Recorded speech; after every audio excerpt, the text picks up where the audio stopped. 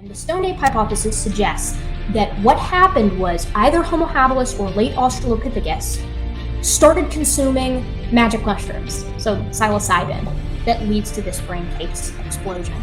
I wouldn't sit here and say there's no way at some point in history some hominin somewhere didn't try some magic mushrooms and all of a sudden it was like click. Now we have some new adaptation. So it's not impossible that that's something that was at play. It's just untestable. After Sahelanthropus, we have Aurantuganensis, who also has bipedal adaptation specifically in the head of the femur. We have Ardipithecus ramidus and Ardipithecus cadava. These guys are very interesting because just like modern humans, and unlike many other primates, they're monomorphic. So from Homo heidelbergensis, we see the emergence of archaic Homo sapiens and eventually anatomically modern Homo sapiens, who's living at the same time of many of these hominins. We have a lot of transitional species for human evolution. This is why I love science so much, because science seeks to work in the empirical. Once you're like, who started the Big Bang? I don't know, and I don't really care. You know, we're here, right? If you really want to go with using bad language, that's a bit miraculous, isn't it?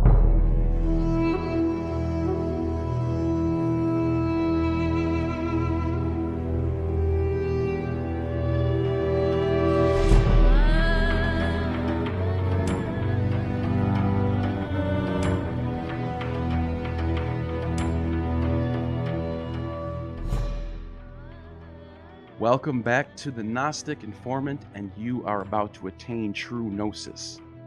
And today my special guest is Gutsick Gibbon, a fast-growing channel on YouTube, and you are just amazing, and your content is just awesome. And thanks for coming on.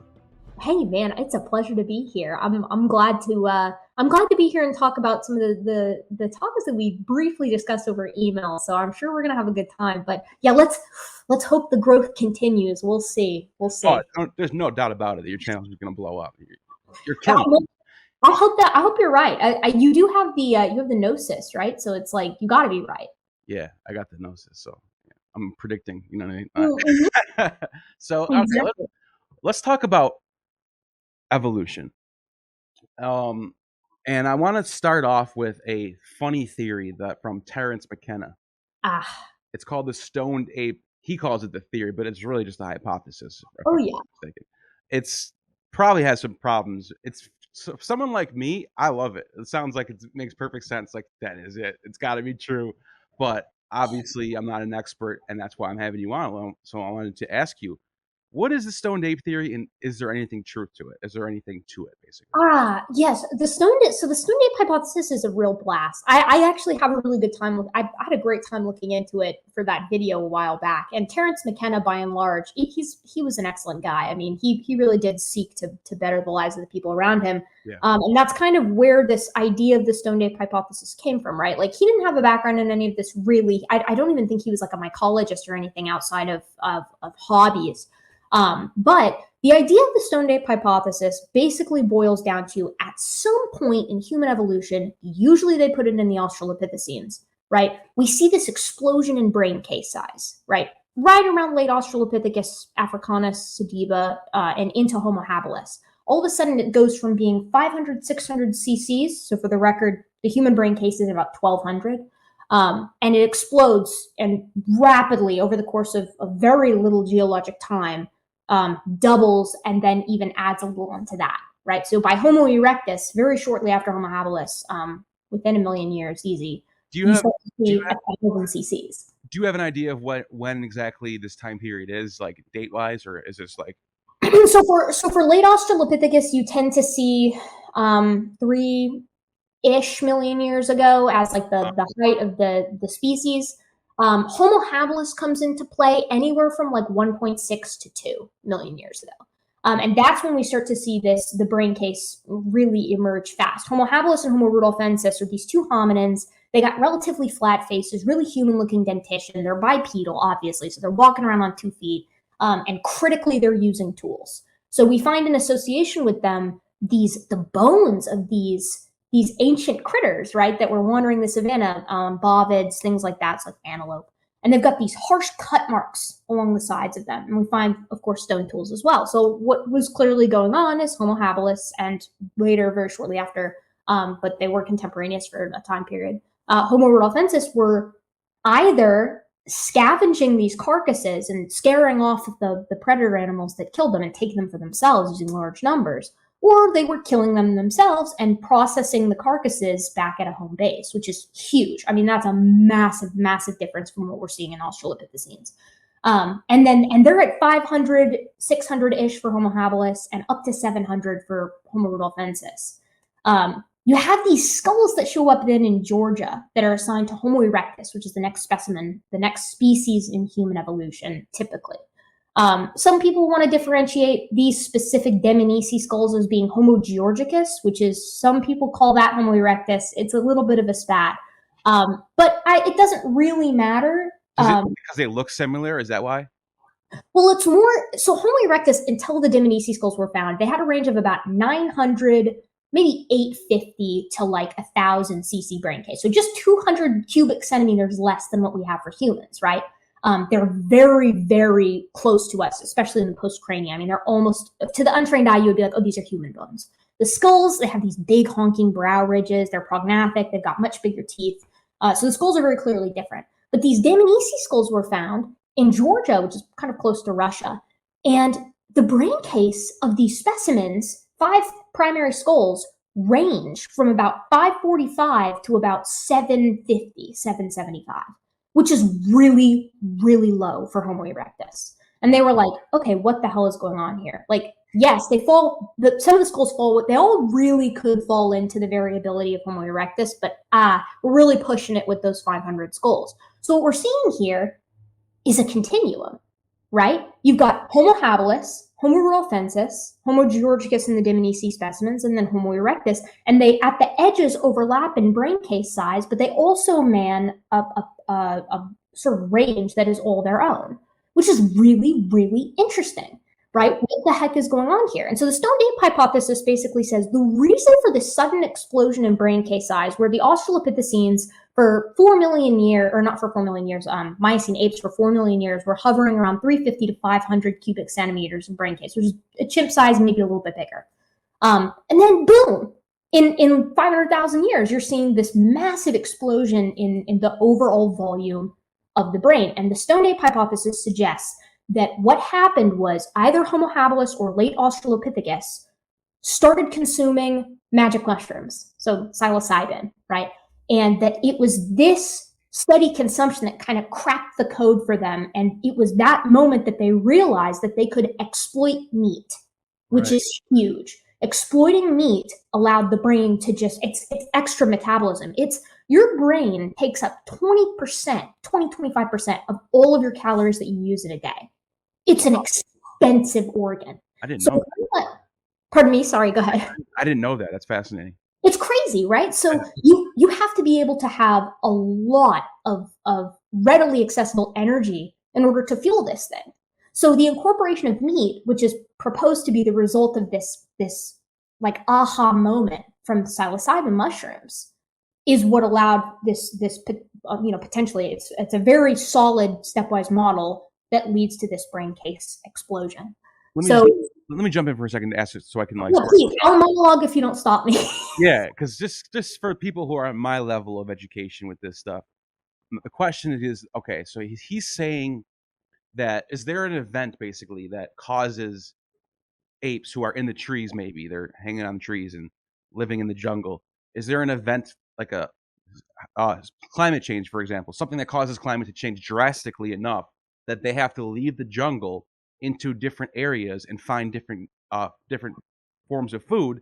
And for example, they might find dung patties flip them over and there's some mushrooms there. We're hungry, let's eat those, see what happens. And then that's when it all sort of, is that what this is? Is there any truth to this? Or so are you asking me if I buy into the stone ape hypothesis? No, but I'm asking, was there really a climate change phenomenon that could have caused apes to actually leave and find new foods? Well, certainly, beyond doubt, the climate changed in the late Miocene in East Africa, which is where human evolution in all likelihood probably began. That's where we find the first things that are like, they're just apes, quote unquote, but the hole at the base of the skull is more underneath, suggesting a semi-habitual bipedal lifestyle, right? And so all of a sudden, okay, that's a hominin trait. We define early hominins with two primary things: smaller canine teeth and bipedalism. So if you have those two things, you're a hominin. Right. Now, in East Africa, yes, you have this it's a continental shift that's going on, really. The East African rift is shifting in relation to the rest of Africa, right? And this is this big chunk of land that's right on the edge, right on that coast over in East Africa.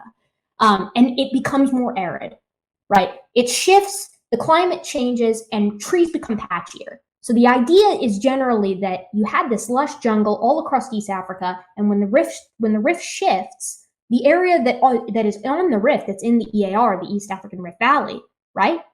It becomes hotter, it becomes a savanna, and before it becomes a savanna, it becomes a woodland, right? Oh. So if you're an ape living in the trees, right, and all of a sudden the trees start becoming farther and farther apart, the tree patches do. How do you get from one patch to another? Because you can't stay in one patch, there's not enough food. You have to come down. You have to come down, right. So the idea is that potentially, somewhere around Sahelanthropus chilensis, this hominin that's living around 7 million years ago, we can associate this species with a woodland environment. And at the same time, the shifting of the hole at the base of the skull, the foramen magnum, which is where your spinal cord comes out, right? So your head is sitting on top of your vertebral column, and in chimps, it comes out more to the back because they're knuckle walkers. Now, with the stoned ape hypothesis, this all lines up so far, right? So far, we're good so far. We're not telling you where the holes are.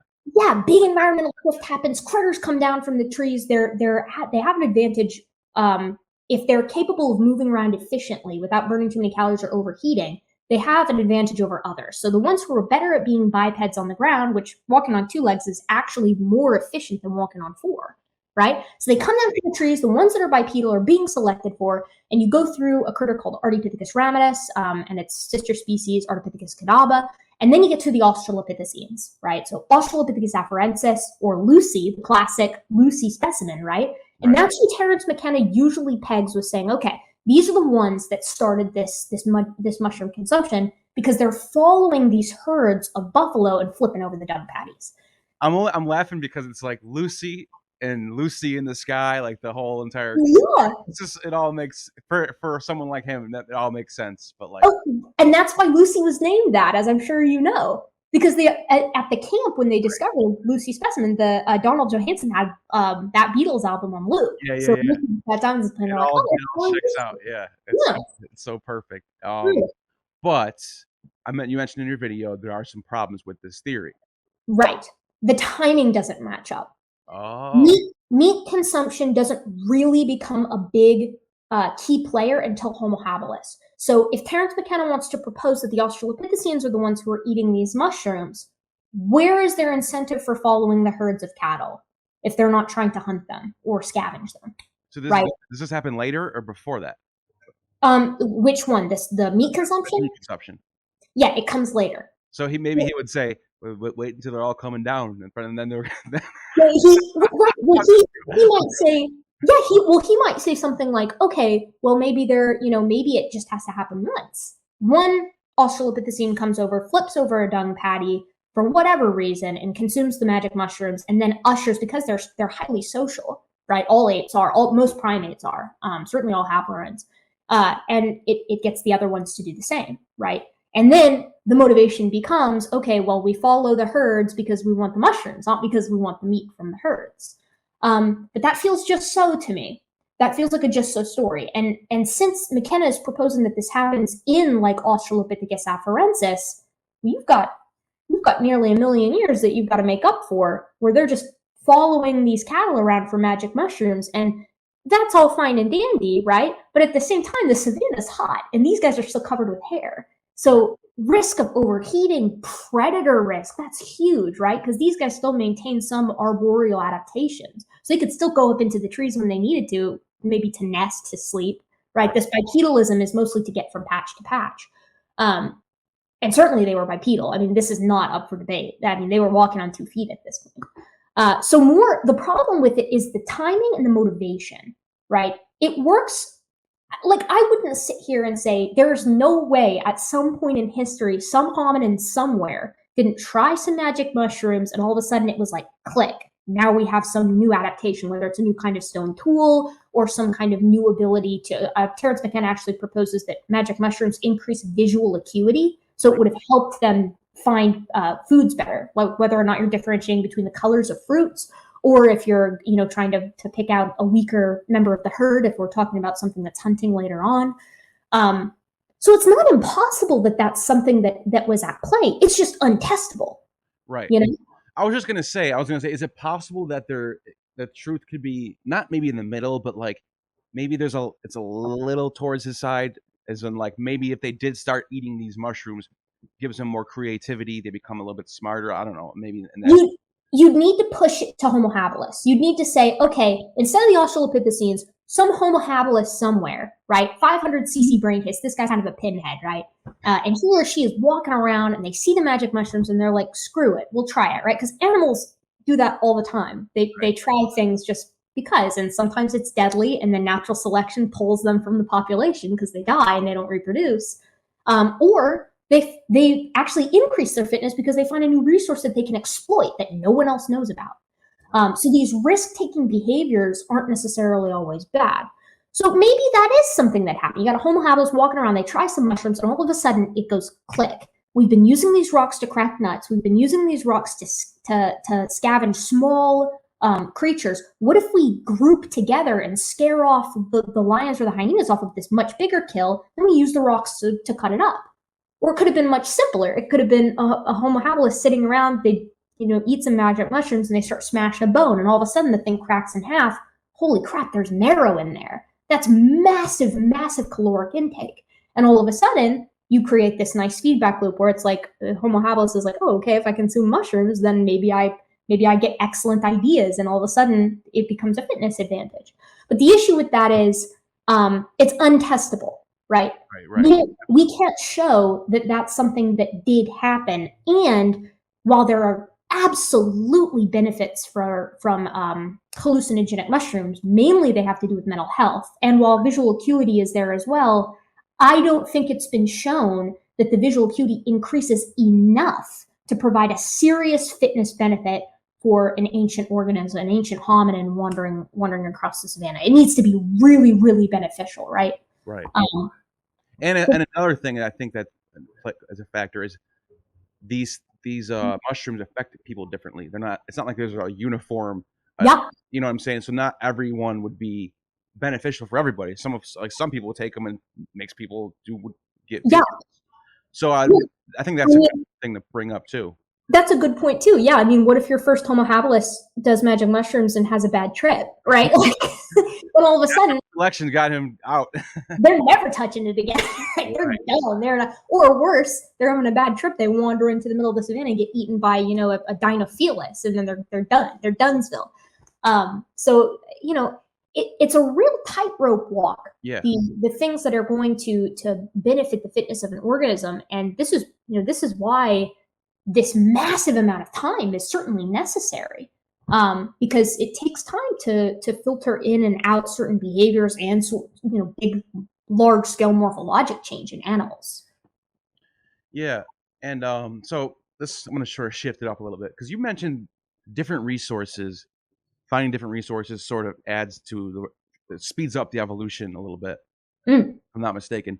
Do you think that you can say, and this might be microevolution, but do you think humans discovering tin or something is like a form of microevolution in a way, because you're finding a new resource and it's changing the landscape of the world and maybe changing making people smarter in a way, I guess? Is that Well, yes, absolutely. I mean, the ability to dominate socially is really key in humans. And the reason is because somewhere around Homo erectus, we get this ecological dominance going on. We're no longer at the mercy of our environment. We don't have to stay close to a water source all the time. We can store food away, which is another key thing that is cognitively linked, where it's like, okay, how about I dry this meat? If I leave it out in the sun, I can still eat it. It doesn't make me sick, right? Or if I rub it on this rock that just so happens to be salt, I can eat it later. It won't make me sick. And then all of a sudden, you're not living hand to mouth, right?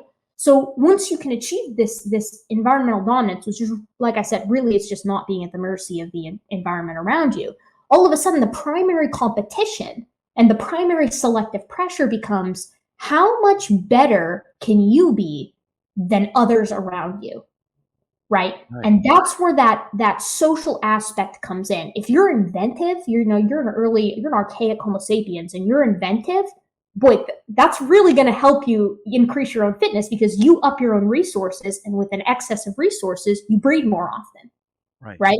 I mean, it's what we see in other social animals just dialed up to 11. So finding things, I mean, take it into the Industrial Revolution, or not the Industrial Revolution, but like the Bronze Age, right? Finding things and being able to exploit metals opens up a whole new variety of niches that you can then exploit. Harder tools allow you to dig deeper into the ground and maybe aids you in agriculture, things like that. And what you're seeing is still selection. It's just been more of almost a social selection. It's still natural selection, right? But it's less environmental, and it's more how much better can you acquire resources than your peers. And if you can have a good idea and find a way to exploit your resources, that becomes evolution. Now, whether or not it's micro or macro, all micro and macro all they distinguish between is speciation occurring or not, right? So if that occurred at the point in time where, say, Neanderthals, Homo neanderthalensis, split off from Homo heidelbergensis, then it would potentially aid in macroevolution. But we know that they didn't use metals, right? So at least as of right now, so it would have to be more of like they learn how to use knots, and all of a sudden that allows them to exploit more resources. They travel more northerly, right? And then they take on these physical characteristics that help them be cold adapted, which is what happened with Neanderthals. And it could have been something cognitive that spurred that. We just don't know. You're making so much sense right now. Like, you're making it all. This makes sense because. Okay, good. I'm glad. The reason why I asked that is because and I want to get into creationism, is creationists will grant microevolution. Certain creationists grant it all the way. Certain creationists grant it to a certain extent. But like, all you have to do to go from granting that to seeing the whole big picture is to ask yourself, if this keeps happening for a long period of time, what's going to be the result? Yeah. I mean, I think it's pretty obvious, right? Oh, yeah. I mean, for the creationists, for the young Earth creationists, it tends to boil down to, is the Earth very ancient? For the older creationists, it tends to be overcoming this idea of intelligent design. And so you almost have to take on different strategies when you're talking with these different groups. Yeah. Now, with the young Earth creationists, in this day and age, I don't think there is a singular excuse for maintaining that the Earth is young. I mean, at least with the older creationists, they do the look at the trees thing, where it's like, the cell is so complex, it had to have a designer. And they can fall back on, well, humans have never created a cell. And so therefore, let's explore that, because I've had someone say things like, you look around at all these animals, they look like they are perfect for their environment. Like, certain birds fly a certain way and have certain beaks, or certain fish do certain things, and it looks like it was created to do that thing. But when you actually look at the data and you look at the research and the history, you can actually see, especially when you look at the transitional fossils, which we're going to go into in a second. And that's where it all comes. That's where it all just clicks. But once you realize that the reason why these animals do what they do is because of natural selection over time, not because it was just put there like that.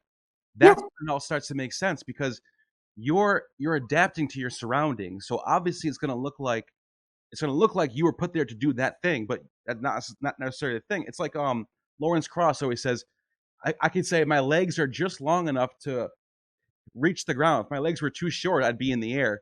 Like that's basically the rationale behind creationists looking at things, why we adapt to our surroundings. It is. And, you could also take it to the puddle analogy, right? A water in a puddle, like water in a little hole in the ground, feels that this hole is perfectly made for it. But in actuality, the water is formed to fit the hole. The hole isn't formed to fit the water. So animals are shaped by their environment to fit that environment. The environment isn't created after the animal. and then, it's placed there because it's perfect for it. If that were the case, we wouldn't see, what is basically like rigged solutions to problems, right? I mean, evolution works in a just so fashion. So we should never see, the laryngeal nerve is the classic example for this, right? You've got this long nerve that goes from the brain down right to the heart. It goes from the brain to the heart. And in a fish, it doesn't have to travel very far because fish don't have necks, right? So it comes down from the brain and it loops through I think it's the aortic arch, one of the arches in the heart. And then it goes back and makes its way back up, right? Now, why does it loop through the arch? It doesn't have to loop through the arch. Well, it does because it was fine in the fish. It just so happened to work out that way.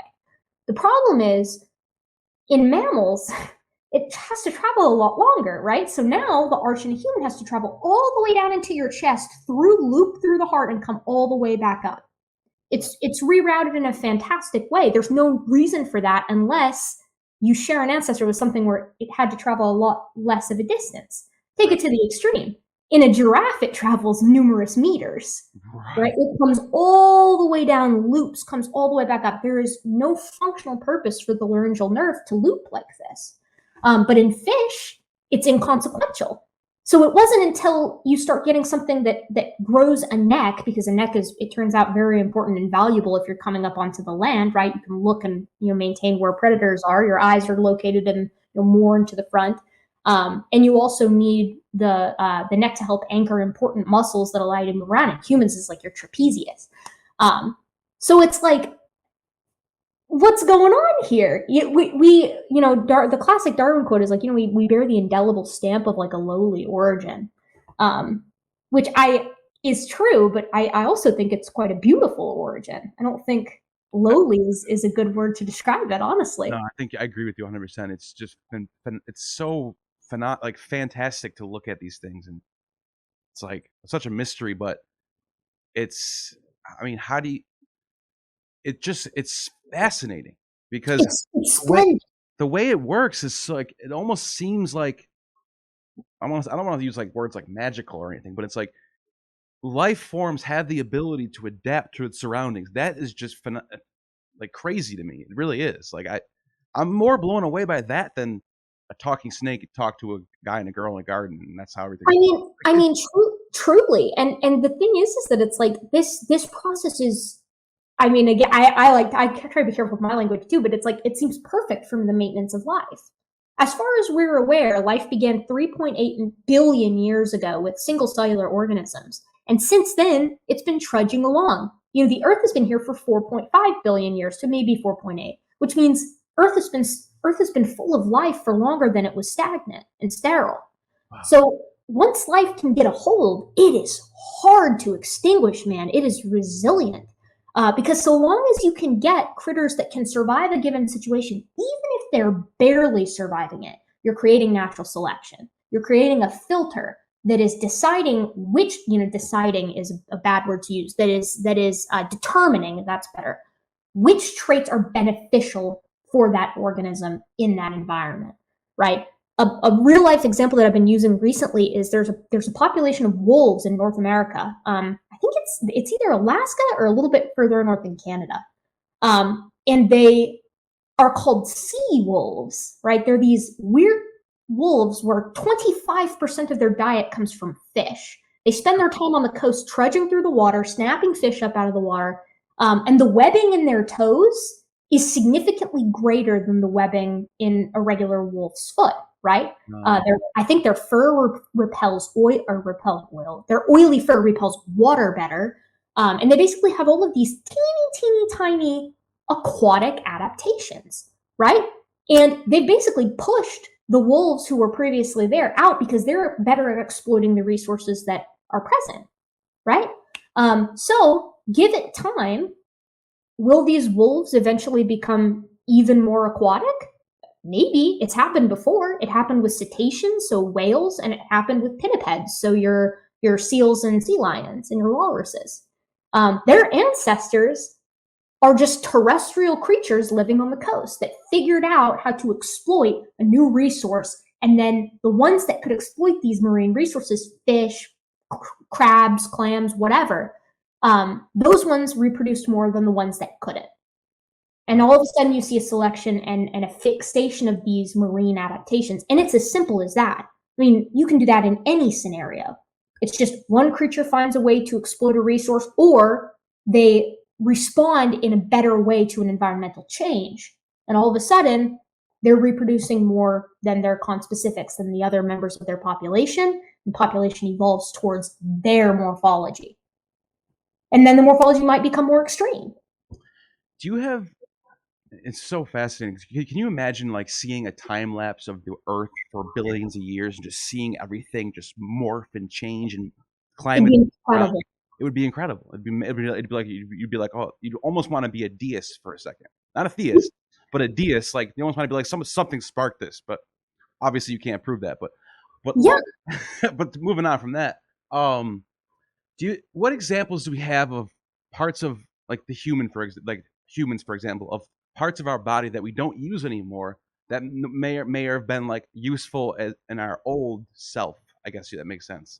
Yeah, I mean, most of the classic examples of this, people will say, oh, whatever, your appendix or your wisdom teeth or things along those lines. There's also a ligament that if you touch your ring finger and your thumb together, you can see it running down your forearm, and only some people have it. The idea is that its ancient condition actually helped you with grip strength. The reason that this is an interesting question to ask is because organisms are remarkably good at exacting structures. So we take structures that used to be like atavistic, so they lose a function, and we find something new to use it for. So like our appendix. Right. Appendixes in other primates, many other primates, it aids them in digesting cellulose, right? Because they're leaf monkeys and things like that. In humans and in chimps, we're omnivores, and we eat a lot of fruit, and we eat a lot of, in the case of humans, but in chimps as well, we eat meat, insects, things like that. And so our appendix is itty bitty, teeny tiny, and kind of useless, or so we thought, but it actually stores quite a bit of bacteria that can come and then be useful to us later. For instance, if you take antibiotics, your appendix can actually help repopulate your gut microbiota and get your stomach kind of feeling back to normal. Which is interesting. It's really, really cool stuff. Right. I mean, I would say my favorite example of something that's kind of useless in humans is we're covered in hair. We're covered in fine body hair. Yeah. And it doesn't do anything. I mean, our hair stands on end when it gets cold in a room, and that doesn't insulate us for anything. Right. But this peach fuzz sticks around because there's not really a reason to get rid of it. It's not very metabolically costly. And in some cases, right, like it at least early on, helped aid in perhaps the selection for more eccrine glands. So we have 3 times the sweat glands of a chimpanzee. We are so good at regulating our body temperature. We thermoregulate like nobody's business. And for that reason, when it comes to running, humans, our own species, is in the top 5 long-distance runners in the entire animal kingdom. Wow, I didn't know that. We're incredible runners. We're not fast, but we don't stop. Right. Yeah, we don't stop. And the reason for this isn't because other animals, don't have the skeletal system or musculature or whatever to keep going. It's because they overheat. Yeah. So they get going, like you go walking with I've got 3 dogs. And so when I walk my dogs, it's really funny because they're pulling me in the first 10 minutes. And in the summer, it's like we pass 10 minutes and they're dragging. They want to carry them, right? Yeah, because they're overheating. But I'm good because, we sweat. And the sweat helps the water evaporating off the surface of our skin helps keep us cool. Right. So what's the body hair still doing here? Yeah, do you think that's going to be, I mean, obviously this might be a million years or something like that, but like, do you think like it's going away, or do you think humans are going to keep the hair? Like, is that like something that we can test or no? Yeah, if it goes away, it'll have to be because there's some social selection against it. And it would probably, it would have to be people basically saying, I prefer people with less body hair. And then you start seeing a movement away. Those ones would have to reproduce more than others. The problem with that is humans are not very subject to natural selection because these days, especially with the ability to communicate, you'll be able to find someone who's into the hair, right? And then you'll reproduce and the genes for hairiness will survive in the human population. Right. So natural selection is somewhat at our mercy currently, to our own detriment, right? Because we are significantly less, in many ways, resilient when it comes to things like disease, and when it comes to things like a lot more common genetic abnormalities. And the wonderful thing about this is we have modern medicine. So people who are born with genetic abnormalities, or who do get really, really sick, they can live a normal life. We can use our medicine to heal them and take care of them. The maybe negative, quote unquote, just from an objective sense of, evolutionary theory, the robusticity of the species, blah, blah, blah, whatever, would be that the genes for those things still stay in the population. So natural selection doesn't weed anybody out really anymore. And I think that's a good thing, because that means people suffer less, right? Yeah, and maybe one day we'll get the genetics under control, and we can actually go in and through therapy and things like that, when people look like they're going to have something like cystic fibrosis, we can get in there and use therapy to get it, gene therapy to fix it, right? Genetically speaking. And then you're artificially selecting humanity for healthier, happier populations. Now, that sounds a lot like eugenics, which is a dangerous thing to tinker around with, to be sure. I'm talking somewhere in a far-flung future where this can be done in a way that doesn't disadvantage certain population groups, where everybody can have access to a start in life that puts them in a good place health-wise.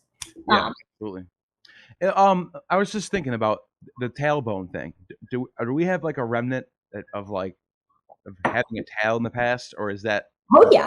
Oh, we do. Oh, interesting. Oh yeah. We have caudal vertebra, and the funny thing is like in dogs, right? They have caudal vertebra too, and we call their caudal vertebra, which means tail bones. But the official name for ours is coccygeal vertebra, because it's a part of the coccyx. Now, there is no structural difference between the coccyx of a human and the coccyx of a chimp and the coccyx of a gibbon or the coccyx of an orangutan or a gorilla. They're all the same thing. We only call theirs caudal vertebra because we consider ourselves better, right? So what do creationists say about our tailbone? Do they just say God wanted us to have a little nub there for no reason? They'll say some nonsense about how it helps us sit better or whatever. I mean, doesn't it hurt when you sit on your tailbone? It does hurt when you sit on your tailbone. I mean, it does not feel good at all.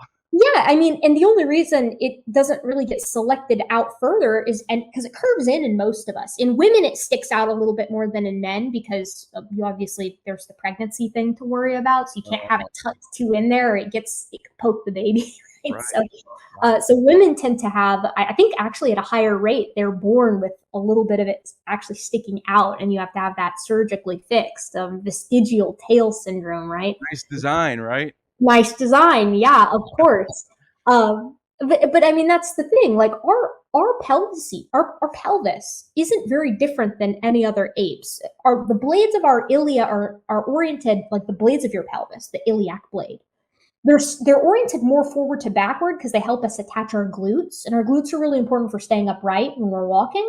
But like, we have all the same muscles, all the same bones, the same dental formula. We have all the same teeth as chimps and other apes do. The same, like they all have the same exact dental formula that your dentist uses for you. 2 incisors, 1 canine, 2 premolars, and 3 molars per quadrant of the mouth. We have the same regions in our brain. Our brains are organized in the same way. It's just some areas in humans have been jacked up to 11 over the course of our evolution. And who knows, if chimps find a way to incorporate more meat into their diet, could they start to have a little extra energy to pump that brain up, to pump up that neocortex? Wouldn't that be fascinating if you're in the future and you're seeing like apes getting slowly smarter and like adapting better and becoming more like human-like? Yeah.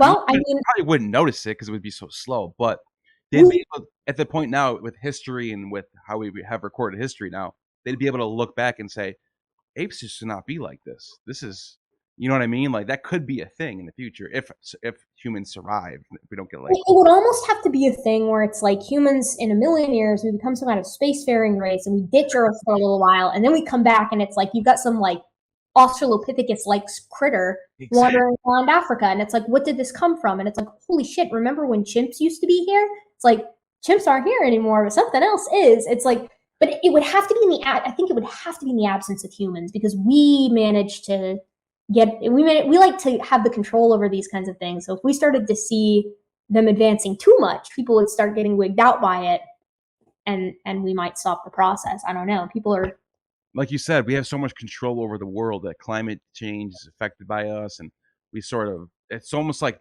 there's no room for another species to kind of climb up to where we're at. Like, yeah, and here's the crazy thing about that. It wasn't always like that.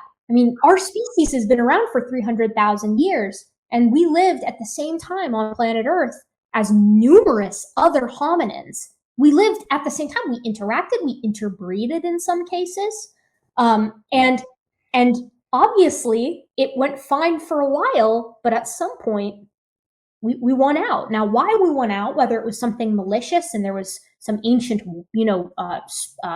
sort of, what's the word I'm looking for? Like for a little, like a spat, like little fights, little skirmishes. That's the word I'm looking for. Yeah. Some ancient skirmishes going on, right, between us and Neanderthals, or us and Denisovans, or what have you, or whether we just simply responded better to the climatic change that was happening at the time, and they didn't, and we outcompeted them, has yet to be seen. But we do know that for 200,000 years, if not more, I mean, definitely more than 200,000 for some of the hominins, but we lived here at the same time as 4, 5, maybe even 6 other hominin species that were very similar to us.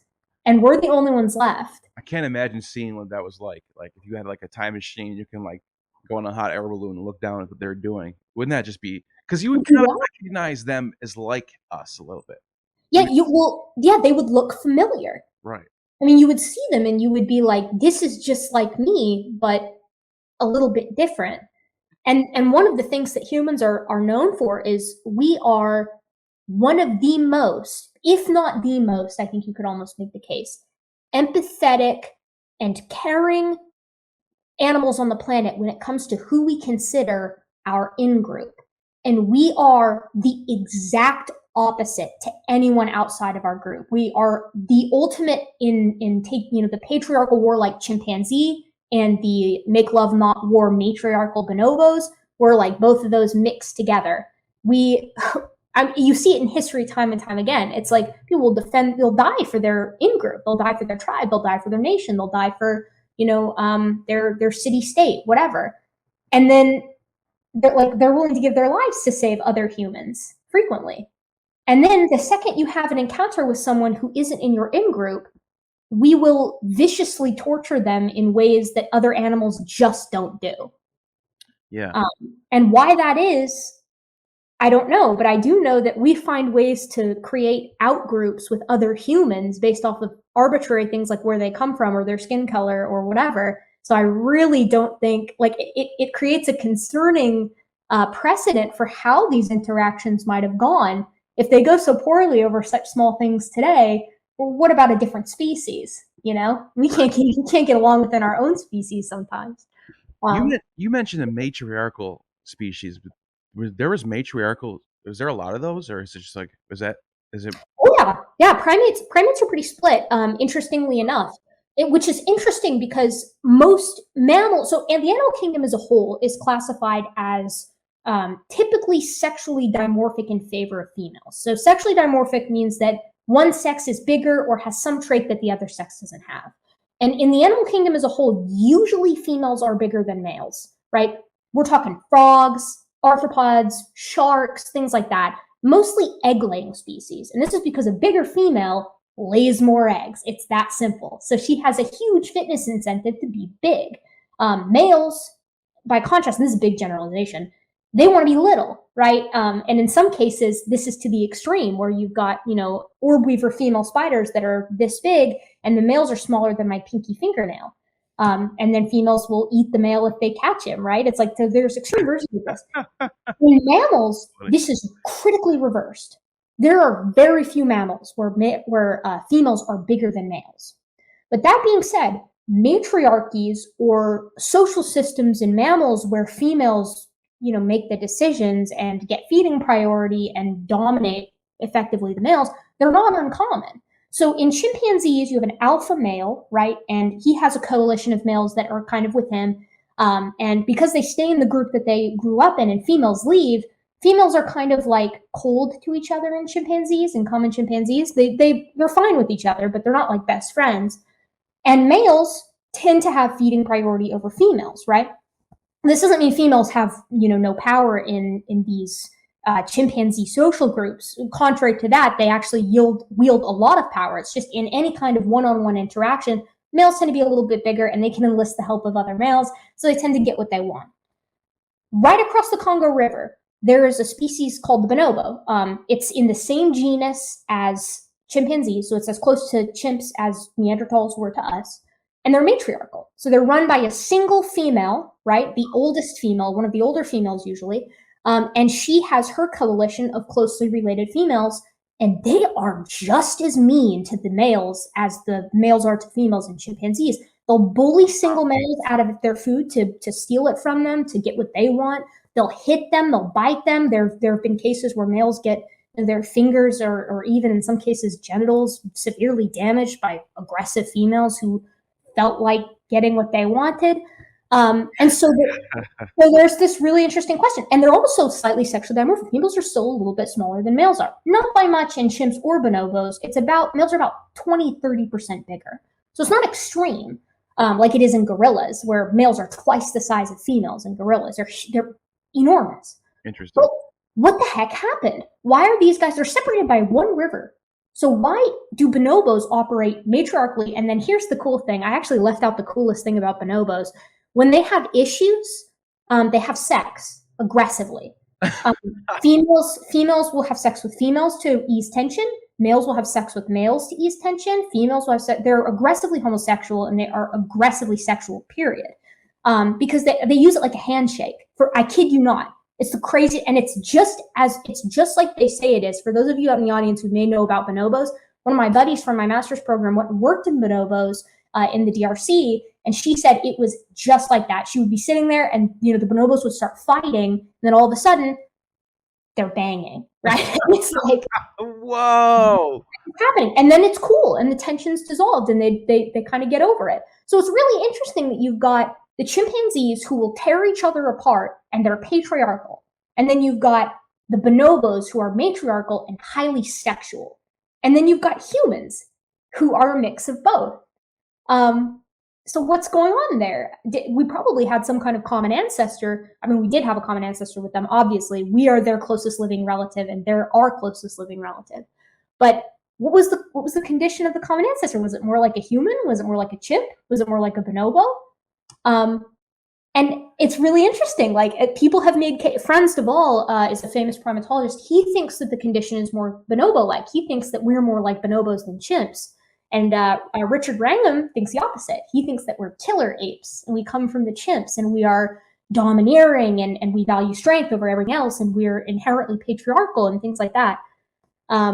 So I don't know what the truth is. It's probably, I mean, we are somewhere in the middle. I was just going to say, it seems like we're somewhere in the middle because we definitely, especially in ancient history, there was a lot of matriarchal societies in the East, even in Europe, and there was some, when a lot of people think it was all patriarchal all the way from the Persians, and they think of the Persians, they think of the Babylonians and the Jews, but you look at like the Mazzagatti and the Scythians, and they were very matriarchal. They had a queen, and there was hereditary, just like the patriarchal, but it was always a female that ran everything. Well, and you make an excellent point, because ancient hunter-gatherer societies, so you have to contextualize humans, so our entire species, right? We've been around for 300,000 years. We started doing agriculture 10,000 years ago. So for 290,000 years, right, like 19/20ths or whatever of our entire existence, I'm horrible at math, so I probably butchered that, we lived in hunter-gatherer nomadic societies.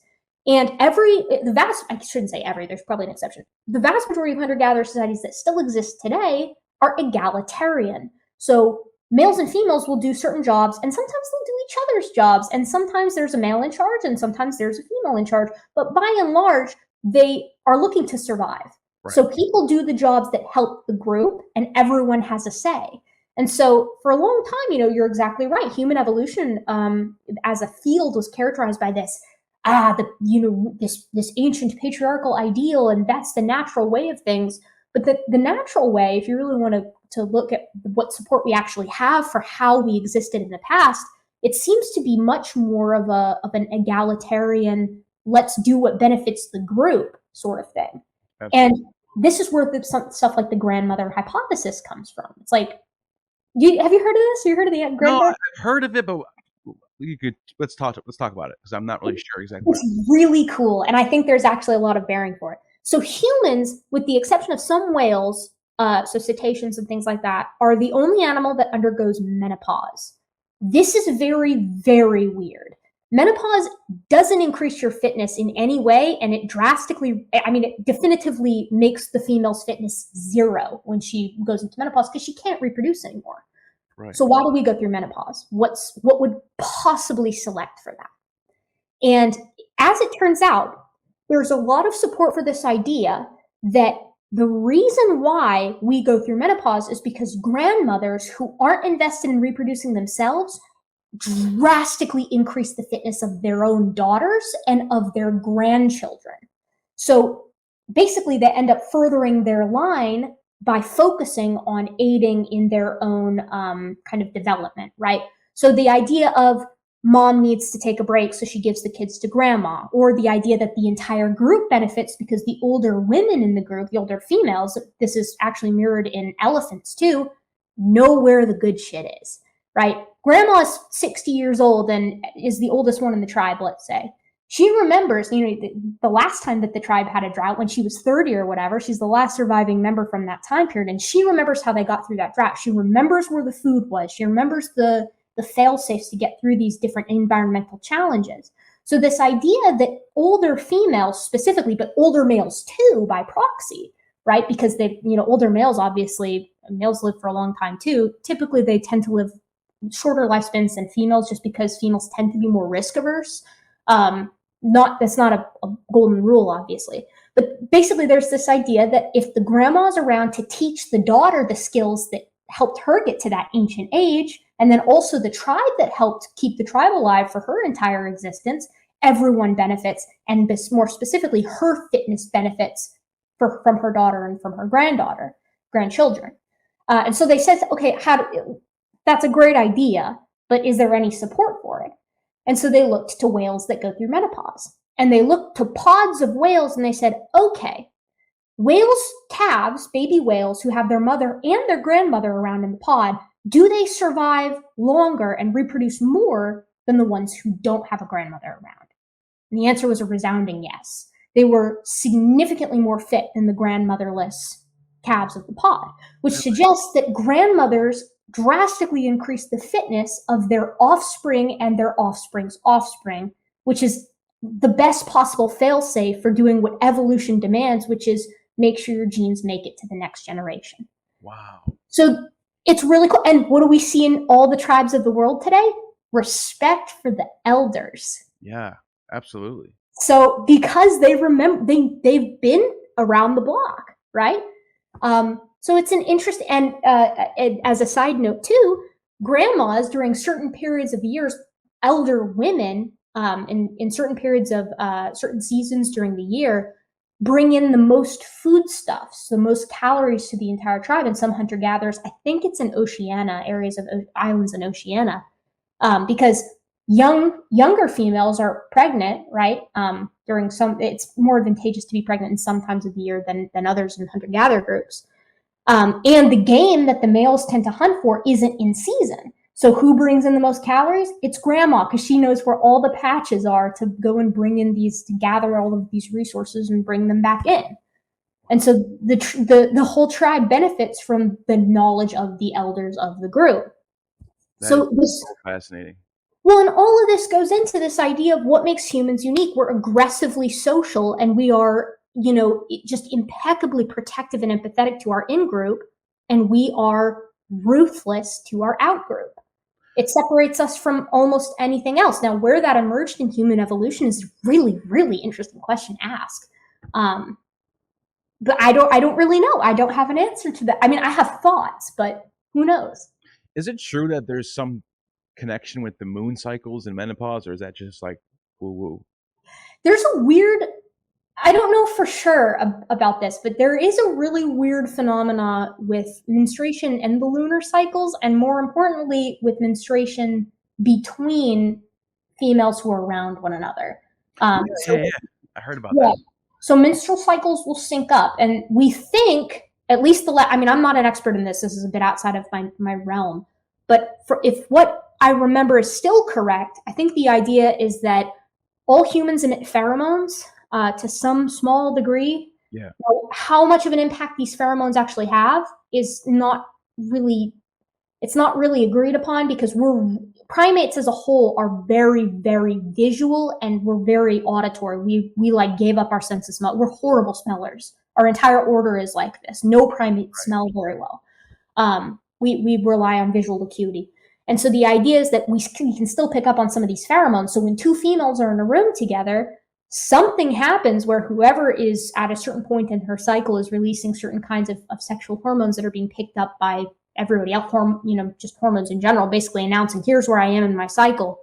And other females sync up. Yeah, because it helps them, I guess it helps them compete. I can't imagine how that would, you would think that it would be, they would try to desync with each other so they don't have to compete for males at the same time of the year or at the same time of the month. So I don't know. Interesting. I don't know why they sync up. I'm not sure. That's very fascinating. But I do want to talk about transitional fossils, because side story, I was a fundamentalist Christian a couple of years ago. Oh, my condolences. Right. And so then I went back to school, and I started went back to school, finished a 2-year college, community college, went to University of Buffalo, and I started taking like science classes and stuff. And all of a sudden one day the teacher's talking about transitional fossils. And I'm not kidding you, my entire life I've been told there is no such thing as transitional fossils, they don't exist. And every time this is what sheltered Christians believe. Like, they actually think that scientists try to present transitional fossils in museums, and they've all been debunked, and there's no such thing, and we haven't found any. This is what I actually thought, that they don't exist at all. I totally believe that. I really, really do. So then I'm finding out that they're not only do they exist, we have human transitional fossils. I'm like, no way. So this was like the start of the deconstruction. It wasn't the main reason, but it was like a million reasons combining at once. Is what deconstruct. But they do accumulate. It's really interesting how it happens, and it's different for a lot of people. But that being said, for evangelical fundamentalists, for myself and for many others that I've met, a lot of times it comes from, wait a second, evolution in the age of the earth is very ancient, and evolution clearly happens. What else are they lying about, right? Because the Christians that are deconverting these days, they're not coming from the progressive churches who are like, yeah, whatever, evolution's chill, being gay is chill, like we don't really care about any of that stuff, like we're science affirming and we're cool. Those aren't the ones that are leaving the church, right? It's mostly the people coming from these weird, these hardcore middle or even like semi-hardcore groups who are like basically just saying stuff that isn't true. And then the second these kids, which is why they're so keen, it seems to me, on saying, send them to an evangelical Christian school, send them to an evangelical Christian college, and have them stay in their hometown. Because if they get out there and they see and they're exposed to any kind of conventional science, it's like pulling a card out from the bottom of the house, right? Like, and the whole thing collapses. That's a really good point, because they trap themselves in logic by saying things like, okay, if Adam and Eve don't exist, and if the Bible's wrong about Adam and Eve living in 4004 BC, then Christ didn't die for your sins, because what sins did he die for? So once you establish that, as soon as that falls apart, as soon as Adam and Eve become myth, you're like, this doesn't make any sense anymore. Yeah, which is why I don't understand it. I don't understand. It's such a horrible strategy. You know what I mean? Like, you're trying to keep people to stay religious. So why are you like taking the stance that is the most easily torn apart and making that foundational? It's just, And then they're, it's shocked Pikachu face, right? Like they're like, oh my God, why is everyone leaving the church? It's like, you did this to yourselves. And that's the thing, is like, they're not wrong theology wise. They're not wrong about the Adam and Eve thing. Adam and Eve have to be real for the salvation through faith to be real too. So, At least I think they at least have to be some kind of two individuals. I think you could maybe tap dance around them being like, I think you can certainly tap dance around them living 6,000 years ago. I think you could be like, oh yeah, it's like kind of allegory, but certainly there had to be two people who are the first two that have souls or whatever, that God's like, these are the two, these are the beginning of my chosen people. But then, you also have to be like, yeah, the flood has to be local or allegorical. You can't get around that either. So then it becomes, okay, well, how do we tell the difference?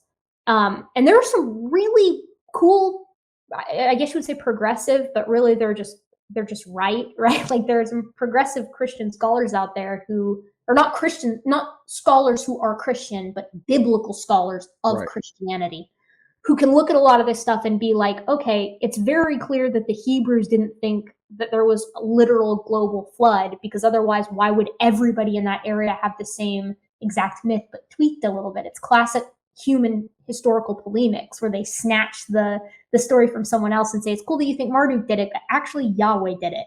And our religion is better than yours, which has been what humans have been doing since we're still doing that, right? Like we still Christianity is a polemic to a whole bunch of other mystery cults. This is like sort of how religions form. They don't just come out of thin air. There's ideas floating around in the air, like a Messiah, a world Messiah, the Logos. This was already going around, the Dionysus and Osiris, and then you get Hellenized Judaism, and then boom, now all of a sudden you got the soil is there for Christianity to sort of sprout out of. It's almost like they evolve in response to certain social pressures. Evolution. It's so funny. How weird. It's so true though. It's so crazy. But it's so crazy. Yeah, but so transitional fossils. For anybody who's watching who still thinks that there's no transitional fossils, what are some examples of those? You can just name them up, and I'll show them. I'm going to show the visual as you're saying that. Yeah, and remind me to send you an excellent visual. I compiled it myself for at least the hominins, but yeah. So for humans, which I'm biased because I study hominins and I study extant primates, but I'm currently in line to be a PhD to study hominins too. And we can. Also, you just want me to list some? I can just list them all. Yeah, if you want to list them, and I'll just show them over as you're saying. Oh yeah, so we have Sahelanthropus chidensis living 7 million years ago. This is our first hominin who's starting to show bipedal adaptations. After Sahelanthropus, we have Aurantuganensis, who also has bipedal adaptations, specifically in the head of the femur. We have Ardipithecus ramidus and Ardipithecus cadava. These guys are very interesting because just like modern humans, and unlike many other primates, they're monomorphic. So males and females have the same size canine teeth, and they're also the same size as one another. They also have many bipedal adaptations, including a very human-looking hip with partially sagittally oriented iliac blades, a ventral or underneath foramen magnum, and 2 out of 3 arches in their feet, just like modern humans have. After Ardipithecus ramidus, to the side, you've got Kenyanthropus platyops, who's a very, very weird hominin, and we are not sure where it fits. It's got a super flat orthognathic face, littler teeth. We don't really know what Kenyanthropus is doing, but hopefully we'll find out someday. Then we have the Australopithecines. Oh, we've got a lot of Australopithecines. We have Australopithecus anamensis, Australopithecus afarensis, Australopithecus africanus, Australopithecus gari, Australopithecus sediba, and depending on who you talk to, you might get Australopithecus barrel-ghazali in there too. I tend to be like, you might be better off lumping that one. To the side, we have cousins who aren't directly on our lineage, but are hominins nonetheless. They're definitive bipeds. They've got bigger brains than modern chimps by almost 2 times, but they are definitely separate from us. They branched off earlier from Australopithecines. These would be paranthropines, so Paranthropus boisei, Paranthropus robustus, and Paranthropus aethiopicus. Continuing on from the Australopithecines, you have the emergence of genus Homo with Homo habilis, Homo rudolfensis. These are the first guys, still smallish brains, but using tools, making cut marks, etc. Depending on who you talk to, Homo georgicus and Homo ergaster, both preceding Homo erectus. Then you've got Homo erectus. This is the world beater. This is the one to beat. Homo erectus lived on the planet 9 times longer than we've been here so far. They were absolute incredible globetrotters. They went everywhere. Once they reach the north, up in northern Europe, you see the emergence of from Homo erectus, or rather, I guess you would say it depends on who you talk to, but either from Homo erectus or Homo heidelbergensis, who comes next in Africa, you get the emergence of, in different parts of the world, Homo neanderthalensis in northern Europe or Eurasia, Denisovans, or depending on where this goes, Homo longi over in Asia. On the island of Flores, you have a 3-foot tall hominin, literally the size of a hobbit from Lord of the Rings, right? With big feet, just like a hobbit, and a little bitty pinhead, known as Homo floresiensis. And then on an adjacent island, a similarly small hobbit who is morphologically distinct, called Homo luzonensis. Back down in the south, in South Africa, all by itself, just mulling around, we have Homo naledi, who's weirdly basal. This thing had the lower body that was essentially just very modern human, very indistinguishable from modern humans. And while because most of the specimens we've seen so far, some of the specimens we've seen so far are female, but from its upper body, you would be like, this looks really familiar, but it's really in the uncanny valley because its face was still pretty apish, and it had a pretty small brain case for something that is considered in the Homo genus. Now, it's a world beater compared to the Australopithecines, but the brain's still kind of pinheaded. Arms are weird, though. They're very long and they're very apish, suggesting that for whatever reason, Homo naledi comes from an Australopithecine that started to advance into genus Homo, and then basically was like, nah, we're good. We'll readapt a little bit to the trees. And it probably has something to do with the fact that it's living in South Africa, isolated from any other hominin. There's no exchange of information going on. So left to its own devices, the pressure disappeared to select for this cognition, at least for whatever reason in Homo naledi. And then from Homo heidelbergensis, we see the emergence of archaic Homo sapiens and eventually anatomically modern Homo sapiens, who's living at the same time of many of these hominins, which is just crazy to think about. And through all of these, we can track the emergence of bipedality, so the emergence of standing up on 2 feet. This is early stuff. We see the rise of tool use, and we see the explosion of the brain case size. We see the teeth begin to shrink. We see the face begin to flatten. You know, we humans, we have a muzzle, but it's very small. Like, our faces are comparatively very flat to other apes. The hands become more dexterous, the wrists more mobile. And of course, all of our adaptations for these big brains tend to manifest themselves in our tool use, right? So we see the material culture evolve along with the hominins. So we have a lot of transitional species for human evolution, and that's just starting at the apes. We could name many, many more if we included the evolution of monkeys to apes, or omomyids and adapids into lemurs and monkeys, respectively. I mean, you could take it back to the last universal common ancestor if you freaking wanted to.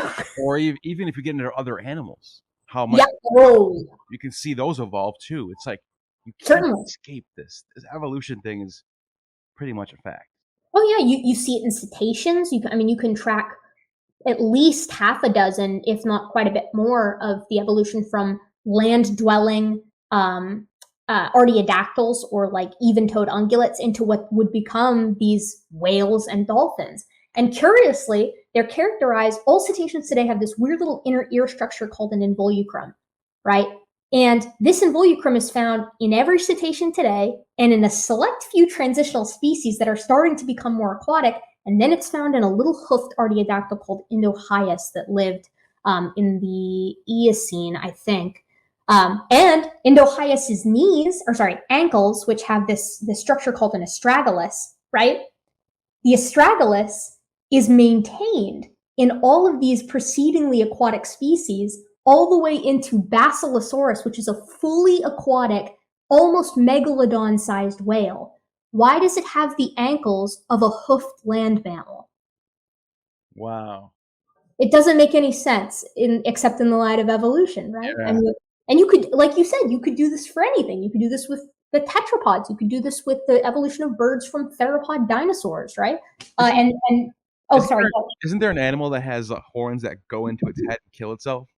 Oh yeah, rams. That happens with rams. It'll happen with rodents if rodents don't actually continuously chew. Their incisors are ever growing. So if their incisors, become chipped or misaligned at all, then they'll just grow and penetrate the skull. Tusks will do this in things like suids, so warthogs and pigs, and I think teosuids too. So like peccaries. It's nightmarish. You really don't. I mean, we're really lucky with the situation that we're in. Yeah. Nothing in us grows and then kills us, which is nuts. Which is like, I mean, it's pretty obvious that there's nothing creating this stuff. This is processes, and there's not a mind behind it that's like controlling it. Could go bad, basically, is what I'm saying. It's aggressively Rube Goldberg, and it is aggressively imperfect. Yeah. Now, you could take the stance that if you want to take a real vague deism, you might be able to say, whoever started all this, they put evolution into place, and evolution is perfect in one thing: maintaining life. And if that's all the deity wants to do is maintain life, then they've done a bang up job with evolution. Yeah. But evolution doesn't care about the individual; it cares about the persistence of the gene and of the species. That's what I was gonna say. Is like, if you the only deist position that I would entertain and that I can't think of anyone who can debunk is that deism, right? The Big Bang happened, and it's basically programmed to start life off and create the earth, and that's it, though. But not caring about anything inside of it, like not really focusing on what humans do or what we believe in or if we worship it or not. Like, none of that matters. It's just boom, I started this universe. Now I'm going on and do another one. I don't even care. Yeah. That's it. That's all you can really say. And honestly, like this is why, as the stalwart agnostic, I maintain that it's a very honest position to hold, because you're basically saying, yeah, I guess that could be. I can't prove you wrong on that, but I also don't seek to try to. Like, this is why I love science so much, because science seeks to work in the empirical.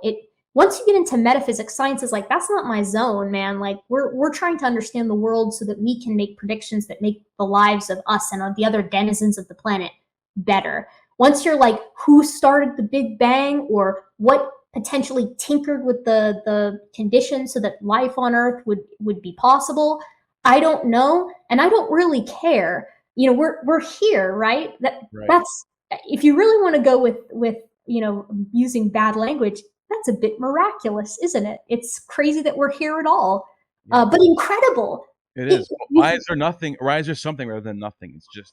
Yeah, I mean, it's a headache when I think about it. You can, and there's been some interesting work done by Jeremy England. He's a biochemist, or no, he's a physics guy, but he touched on biochemistry, and he actually makes the argument that DNA aids in increasing the entropy of the universe ultimately. So the emergence of life increases chaos overall, so it would be naturally selected for at a cosmic scale, because the universe wants, quote unquote, to become more disordered. So life then would be inevitable, almost, if the conditions are right, because if it makes things more chaotic, physics will, quote unquote, select for it. Which is crazy. That's wild. You know what? I thought about this, and we can end on this, because I'm keeping you so long. But this has been amazing. I'll wax poet. Listen, I warned you about the monologue. At the beginning, you were like, "Oh, I don't know, things might get stale. I don't know that we'll be able to make it an hour." I was like, "We'll be able to make it an hour." I knew he would. I was just, putting it out there just in case. Yeah. This is awesome. I can keep going for this. Is just awesome. But I almost wonder, like, if not humans, but evolution in general, like life on Earth, is the end goal. Like, I guess Nietzsche would call this the Superman or whatever, but that's philosophy and this is science. But what if this is just a what if random question that you're not gonna have the answer to this, neither am I. But what if, like, it's all meant to make, like, artificial intelligence, so that the artificial intelligence can leave the womb of Earth and go into space and do bigger things that we can't even imagine right now.